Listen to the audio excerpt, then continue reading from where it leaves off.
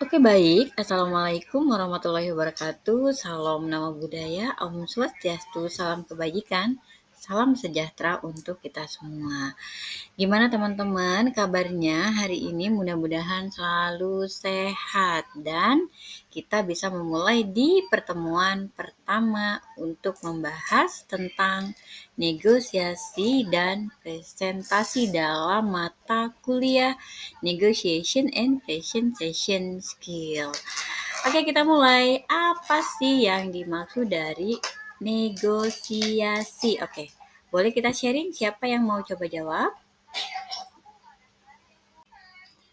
Baik, apa coba yang dimaksud dari negosiasi? Pasti teman-teman sudah berpikir bahwasannya negosiasi itu seperti kita beli makanan, minuman, pakaian di pasar, terus kita menawar sesuatu barang yang memang harganya tidak sesuai dengan kita. Itu juga tidak salah. Karena berbicara tentang negosiasi bisa terjadi di pasar, bisa terjadi dalam bentuk hal apapun. Entah itu dalam sisi sosial, sisi politik, atau sisi hal yang lain yang memang harus terjadi sebuah negosiasi. Nah, ini yang dimaksud dari negosiasi. Negosiasi itu merupakan sebuah proses komunikasi antara dua pihak atau lebih untuk mencapai suatu kesepakatan yang saling menguntungkan. Karena memang di dalam sebuah negosiasi idealnya adalah di antara pihak yang satu dengan pihak yang lain itu sama-sama win-win atau sama-sama memiliki keuntungan, yaitu simbiosis mutualisme. Jangan sampai ada terjadi ketimpangan antara kita dengan orang yang kita ajak negosiasi, begitupun sebaliknya. Di dalam negosiasi juga terdapat tujuan dari negosiasi itu sendiri. Apa sih tujuan dari negosiasi? Pertama yaitu mencapai kesepakatan yang saling menguntungkan, karena memang idealnya dari sebuah negosiasi itu harus saling menguntungkan di antara kita dengan calon klien, di antara kita dengan orang yang memang bakal kita ajak menjadi mitra kita. Jadi sifatnya harus simbiosis mutualisme. Yang kedua yaitu menyelesaikan perbedaan. Karena negosiasi itu tidak akan terjadi saat perbedaan itu tidak ada. Karena ketika ada persamaan, apa yang harus kita negosiasi? Akan tetapi ketika ada perbedaan, disitulah bagaimana caranya kita menegosiasikan perbedaan ini menjadi sebuah persamaan yang memang sama-sama bisa diakui atau bisa diterima oleh pihak-pihak yang memang kita ajak bernegosiasi. Terus selanjutnya yaitu membangun hubungan jangka panjang. Nah, ternyata tujuan dari negosiasi ini adalah membuat kita dengan klien kita, dengan orang yang memang kita ajak kerjasama, itu hubungannya akan terbangun. Karena ketika kita melakukan negosiasi secara otomatis, ketika negosiasi itu menjadi hal yang memang diterima oleh kedua belah pihak atau lebih, itu akan secara tidak langsung membangun hubungan jangka panjang. Oke, kita berikan contoh negosiasi yang terjadi di kehidupan sehari-hari. Nah, kita bisa lihat gambar di sana. Ada orang yang menawarkan dagangannya ya, terjadi tawar-menawar antara si pembeli dengan si penjual. Nah, ini saya rasa terjadi di setiap hari di kehidupan masyarakat, bagaimana ketika masuk ke pasar tradisional atau ke warung-warung yang tradisional itu terjadi tawar-menawar di antara pembeli dan penjual, karena memang tidak ada label harga yang langsung bisa kita tahu dan harga itu memang tidak perlu dinegosiasikan. Tapi ketika di pasar tradisional yang tidak ada harga, maka mau nggak mau negosiasi ini pasti akan terjadi.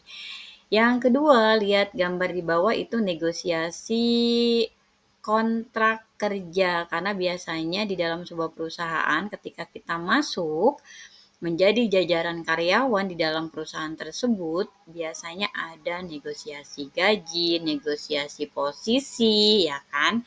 Negosiasi hal apapun itu yang memang memiliki kepentingan atas kita yang menjadi calon karyawan di perusahaan tersebut. Selanjutnya, kita masuk ke jenis-jenis negosiasi. Apa sih jenis-jenis negosiasi itu? Ada negosiasi distributif, lalu ada negosiasi integratif, dan negosiasi kompromi. Apa sih yang dimaksud dari negosiasi distributif itu? Negosiasi distributif ini yaitu win-loss, di mana ada salah satu pihak yang tidak memikirkan keuntungan orang lain, yang dia pikirkan hanyalah keuntungan diri sendiri. Entahlah si mitra ini nasibnya seperti apa, dia tidak mau peduli. Ini adalah negosiasi distributif. Lalu ada negosiasi integratif, di mana negosiasi integratif ini mengedepankan keuntungan bersama, yaitu win-win. Jadi dua-duanya sama-sama menang, sama-sama untung, memang simbiosis mutualisme. Yang ketiga yaitu negosiasi kompromi, di mana negosiasi kompromi ini setiap pihak mendapatkan sebagian dari apa yang diinginkan. Nah, dapat menguntungkan dan tidak ada yang dirugikan. Nah, itu masuk dalam negosiasi kompromi. Selanjutnya, kita masuk ke dalam prinsip dasar negosiasi. Nah, prinsip dasar negosiasi ini ada 4. Pertama, keterbukaan. Kedua, harus sabar. Ketiga, kreativitas. Yang keempat, yaitu kepercayaan. Bicara tentang keterbukaan, ketika kita mau melakukan kerjasama dengan orang lain, membangun mitra dengan orang lain, maka bersikap jujur dan terbuka terhadap posisi atau kebutuhan yang ada di dalam isi negosiasi tersebut sangatlah penting. Ya, ingat. Jadi kita harus terbuka. Yang kedua, kita juga harus sabar karena bicara tentang negosiasi tidak melulu mulus. Negosiasi itu langsung disepakati. Nah, ketika negosiasi itu tidak disepakati atau belum disepakati, maka kita harus bisa sabar dengan cara apa? Dengan cara tekun. Jadi kita mencoba lagi, bernegosiasi lagi dengan cara-cara lain atau alternatif-alternatif lain yang mungkin bisa membuka peluang untuk negosiasi ini berhasil. Selanjutnya yaitu kreativitas. Kenapa sih kreativitas ini penting di dalam prinsip atau ada di dalam prinsip dasar negosiasi? Karena di dalam kreativitas ini kita dituntut untuk cerdas mencari solusi. Jadi ketika kita bernegosiasi, terus kita menemukan sebuah masalah yang tidak bisa dipecahkan atau kemungkinan terjadi deadlock, maka kita jangan pernah fokus terhadap masalahnya, tetapi kita harus fokus terhadap solusinya. Nah, kreativitas di sini dituntut kita bisa melakukan problem solving. Yang selanjutnya yaitu tentang kepercayaan, di mana membangun hubungan untuk negosiasi ini berhasil, salah satunya adalah membangun suatu kepercayaan. Karena kalau orang tuh sudah percaya sama kita, biasanya ketika kita bernegosiasi, mereka yang kita ajak negosiasi ini akan lebih cenderung mudah untuk mengatakan iya daripada penolakan. Teknik-teknik negosiasi. Di sini ada 4 teknik. Pertama yaitu teknik BATNA, Best Alternative to Negotiation Agreement, di mana teknik ini yaitu kita mengetahui alternatif terbaik jika negosiasi gagal. Karena kalau bicara tentang negosiasi, tidak melulu negosiasi itu akan berhasil. Kadang-kadang ada negosiasi yang gagal. Nah, di sini kita dituntut untuk cerdas mencari alternatif lain dari sebuah solusi agar negosiasi ini berhasil. Oleh karena itu, kita benar-benar harus bisa memberikan problem solving terhadap diri kita ataupun orang lain sehingga negosiasi ini berjalan dengan lancar. Selanjutnya yaitu memulai dengan menawarkan sesuatu yang lebih tinggi atau lebih rendah. Ya, untuk apa? Untuk mempengaruhi atau untuk mendapatkan titik kesepakatan antara kita dengan orang yang kita ajak negosiasi. Biasanya ini terjadi di pasar ya. Kalau tadi saya diskusi di kelas dengan mahasiswa yang mengatakan bahwa ketika dia berbelanja di sebuah pasar tradisional, dia menawar baju dan harga baju itu terlalu tinggi, mahasiswa saya ini melakukan negosiasi dengan penawaran yang rendah. Nah, ketika negosiasi itu tertolak atau tidak tersepakati karena memang mungkin si penjual merasa ditawar lebih rendah, akhirnya teknik yang dilakukan oleh si mahasiswa ini dia pergi. Nah, pergi ini negosiasi bukan negosiasi. Negosiasi nonverbal yang dilakukan oleh mahasiswa. Yang akhirnya ketika pergi dengan harapan dipanggil kembali dan disetujui negosiasinya, bahwasannya baju itu sesuai dengan harga yang dia mau, akhirnya betul saja si penjual memanggil mahasiswa tersebut untuk kembali ke tokonya dan dipersilahkan untuk membeli baju yang dia tawar sesuai dengan harga yang diminta oleh mahasiswa saya tersebut. Nah itu ya, jadi itulah bentuk dari sebuah negosiasi. Yang terakhir yaitu bagaimana di antara kedua belah pihak ini mengetahui areanya masing-masing untuk mencapai sebuah kesepakatan. Jadi kalau bicara tentang teknik-teknik negosiasi itu yang tadi, yaitu Batna, Koring, Zopa. Oke, selanjutnya kita bahas tentang presentasi karena di awal pertemuan kita itu akan membahas negosiasi dan presentasi. Sekarang kita masuk ke dalam bahasan presentasi. Apa sih yang dimaksud dari presentasi? Yuk kita simak. Presentasi adalah penyampaian informasi atau ide kepada audiens dengan tujuan untuk meyakinkan atau mengedukasi mereka. Teman-teman bisa memahami ya. Jadi, presentasi itu adalah penyampaian sebuah informasi atau ide kepada audiens. Lalu, apa sih tujuan dari presentasi itu tersebut? Nah, tujuan dari presentasi yang pertama adalah menginformasikan. Menginformasikan apa? Menginformasikan suatu pesan yang memang mau kita sampaikan terhadap audiens. Yang kedua yaitu mempengaruhi.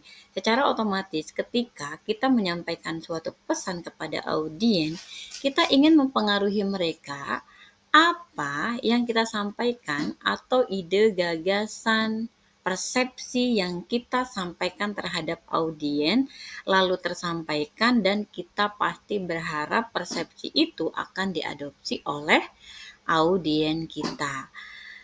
Sinkron dengan yang ketiga, mendorong tindakan. Ketika persepsi itu sama antara kita dengan audiens yang kita sampaikan pesannya atau kita sampaikan informasinya, kita pasti berharap ada satu tindakan yang dilakukan oleh audiens tersebut akibat dari terpaan pesan yang kita sampaikan terhadap audiens. Elemen penting dalam presentasi apa aja? Pertama yaitu persiapan, kedua struktur, ketiga visual, keempat yaitu penyampaian. Apa yang dimaksud dari persiapan? Yang dimaksud dari persiapan adalah melakukan riset, di mana ketika kita akan melakukan presentasi, kita harus tahu audiens kita itu siapa. Kita harus cari tahu dia siapa, hobi dia apa, hal apapun yang menyangkut tentang audiens. Kita harus melakukan riset sehingga kita ketika melakukan presentasi terhadap audiens yang bakal kita hadapi akan menjadi tepat sasaran. Entah itu dari segi bahasa, gayanya, apapun itu.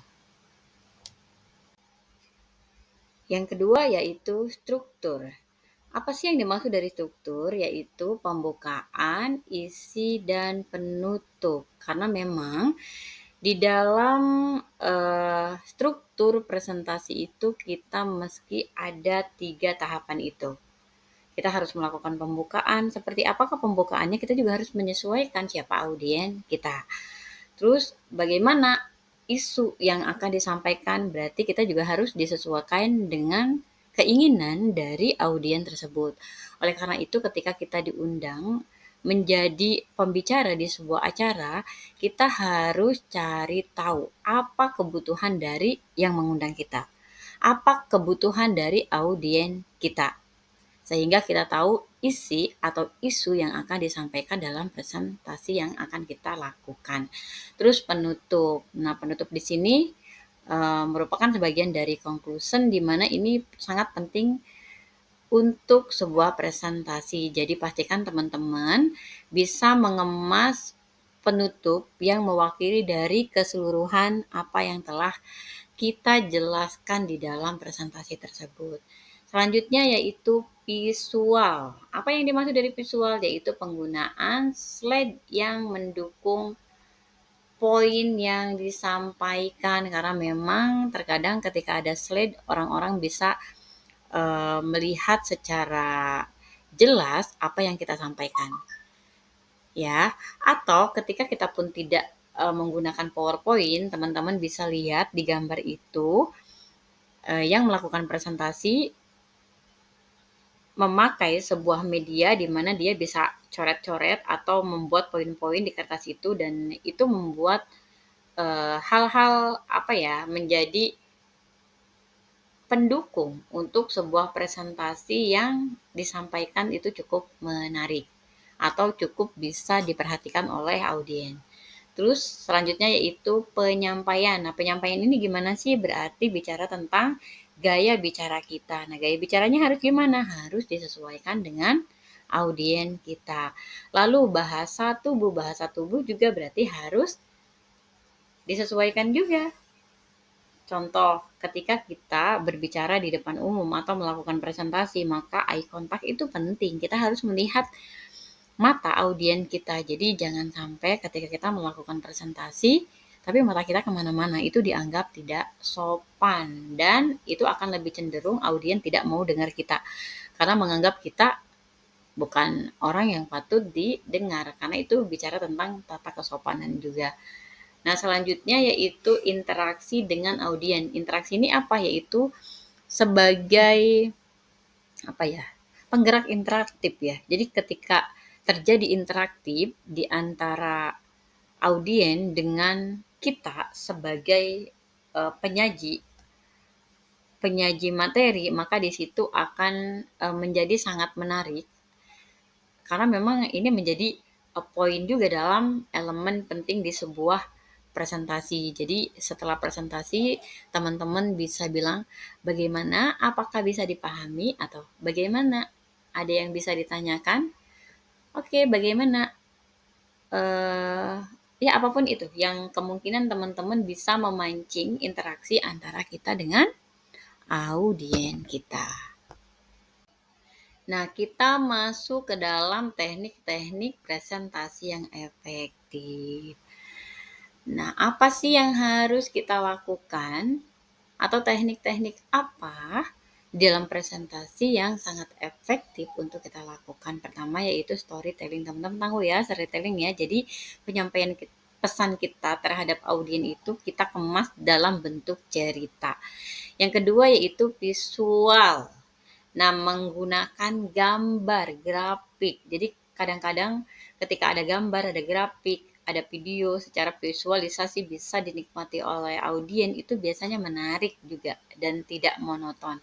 Terus selanjutnya interaksi audien yang tadi ya, bagaimana caranya kita membangun interaksi dengan audien dengan cara kita tidak melakukan komunikasi satu arah, tapi kita melakukan komunikasi dua arah. Jadi setelah presentasi atau di tengah-tengah presentasi atau di awal presentasi kita melakukan interaksi. Contoh di awal kita menyapa, ya. Di tengah kita menanyakan apakah audien itu mengerti dengan apa yang telah kita sampaikan. Ketika mengerti, kita boleh lanjut. Ketika tidak mengerti, kita boleh mengulang kembali atau memang memberikan hal-hal yang kita membuat sebuah forum atau sebuah presentasi yang memang interaktif. Selanjutnya yaitu confident, percaya diri. Ternyata ketika kita melakukan presentasi itu kita harus confident. Apa yang harus kita lakukan agar confident itu atau percaya diri itu muncul di dalam diri kita? Pertama yaitu menguasai product knowledge-nya. Nah, ketika di dalam presentasi berarti kita menguasai materi apa yang akan kita presentasikan, apa yang dibutuhkan oleh audien. Jangan sampai kita mau presentasi tapi kita nggak tahu apa yang harus diomongin. Itu juga menjadi suatu kendala yang membuat kita tidak confident. Di dalam negosiasi juga confident ini diperlukan karena biasanya negosiasi itu akan gagal ketika kita terlihat tidak percaya diri. Ketika kita menawarkan sebuah produk tapi kita tidak tahu tentang produk kita, apakah orang lain akan mempercayai apa yang kita tawarkan? Tentu tidak. Oleh karena itu, ketika kita mau menawarkan sesuatu, kita harus benar-benar menguasai produk knowledge-nya sehingga orang percaya dengan apa yang kita tawarkan. Termasuk juga presentasi ya. Jadi kita benar-benar menguasai materi yang mau kita sampaikan terhadap audiens sehingga terbangun trust audiens terhadap kita sebagai yang melakukan presentasi. Nah, jadi confident ini sangat penting ya. Jika ditanya, adakah hubungan antara negosiasi dan presentasi? Maka jawabannya adalah iya. Ada hubungan antara negosiasi dan presentasi. Nah, baik teman-teman, boleh perhatikan ini. Keterkaitannya apa? Yaitu keduanya di antara negosiasi dan presentasi ini melibatkan komunikasi yang efektif. Karena memang ketika kita presentasi, negosiasi, ya komunikasinya harus dibangun secara seefektif mungkin. Baik dalam menyampaikan informasinya atau dalam menyampaikan sebuah kesepakatan terhadap suatu negosiasi. Terus, pentingnya keterampilan dalam kedua hal ini. Kedua hal ini apa? Yaitu negosiasi dan presentasi. Apa sih yang menjadi penting keterampilan yang harus dipunya dalam kedua skill ini? Negosiasi dan presentasi, yaitu memahami audien dalam presentasi akan membantu teman-teman dalam negosiasi. Jadi ketika kita presentasi, kita tahu siapa yang ada di hadapan kita, itu akan mempermudah kita untuk mencapai kesepakatan dalam negosiasi. Yang kedua, negosiasi yang baik memerlukan penyampaian yang jelas, persuasif, sama halnya dengan presentasi. Jadi di antara negosiasi dan presentasi itu memang memerlukan penyampaian yang jelas dan juga ada sifat persuasifnya karena memang kita mengajak orang lain untuk bisa sama dengan kita, entah itu persepsinya, entah itu maknanya, entah itu hal apapun yang memang menjadi tujuan kita sebagai negosiator atau yang melakukan presentasi. Adakah tips sukses dalam negosiasi dan presentasi? Ini saya kasih kisi-kisi buat teman-teman. Apa sih tips suksesnya? Pertama yaitu untuk negosiasi apa yang perlu kita lakukan? Yaitu dengarkan lebih banyak daripada bicara. Karena ternyata ketika kita tahu keinginan orang lain atau maksud dan tujuan orang lain itu yang sebenarnya akan menjadi kunci keberhasilan kita dalam sebuah negosiasi. Yang kedua yaitu fokus pada solusi bukan masalah. Jadi kalau kita menemukan jalan buntu, deadlock, ketika melakukan negosiasi maka jangan fokus dengan masalahnya tetapi kita harus fokus pada solusinya. Jadi kita harus berpikir apa solusi yang harus kita lakukan atau alternatif-alternatif lain yang memungkinkan kita memenangkan dalam sebuah negosiasi. Terus yang kedua, di dalam presentasinya ya, untuk presentasi kalau kita tadi bicara tentang negosiasi, sekarang presentasi. Apa? Jaga kontak mata dan bahasa tubuh yang positif. Karena ketika kita presentasi, eye contact itu menjadi suatu hal yang penting. Bahkan mungkin sangat penting. ketika kita melakukan komunikasi atau presentasi kepada audiens atau ada orang yang ada di hadapan kita, dengan kita melihat mata bertemu dengan mata, itu akan menjadi sesuatu nilai atau ketegasan jati diri kita sebagai orang yang melakukan presentasi. Terus berlatih secara terus-menerus untuk meningkatkan kenyamanan saat berbicara. Jadi kalau kita mau bisa presentasi dengan bagus, kuncinya adalah 6L. Apa itu 6L? Yaitu latihan, latihan, latihan, latihan, latihan, dan latihan. Teman-teman bisa melakukan latihan itu di depan cermin, ya. Jadi bisa tahu bagaimana postur tubuh kita, bagaimana mimik wajah kita, bagaimana hal-hal yang ada di tubuh kita ketika kita berbicara. Teman-teman bisa mengevaluasi diri lewat cermin. Gitu ya. Jadi siap-siap. Kalau teman-teman mau bisa presentasi dengan baik, ambil cermin, teman-teman ngomong di depan cermin itu tersebut yang seolah-olah teman-teman berada di hadapan orang banyak. Itu salah nggak sih? Tidak, karena memang sesuatu yang bisa itu karena terbiasa. Jadi sesuatu yang memang kita mau lakukan itu boleh kita lakukan sendiri dulu, kita latihan dulu, terus kita lakukan di depan orang banyak, lama-kelamaan itu akan menjadi terbiasa. Kesimpulan dari materi hari ini adalah negosiasi dan presentasi adalah keterampilan yang penting dalam kehidupan profesional. Dengan pemahaman yang tepat dan teknik yang efektif, teman-teman pasti bisa menguasainya. Baik, teman-teman, terima kasih banyak. Terima kasih banyak dan kita akan bertemu lagi di minggu depan. Jika ada pertanyaan, boleh teman-teman chat di kolom komentar, atau jika ada hal-hal yang memang mau didiskusikan juga boleh chat di kolom komentar. Jadi di dalam mata kuliah Miss, benar-benar pendapat itu sangat terbuka dan tidak ada jawaban atau pertanyaan yang salah. Terima kasih banyak semuanya. Sampai jumpa di minggu depan. Sehat selalu. Salam, namo buddhaya, Om Swastiastu, salam kebajikan, salam sejahtera untuk kita semua. Selamat malam. Assalamualaikum warahmatullahi wabarakatuh.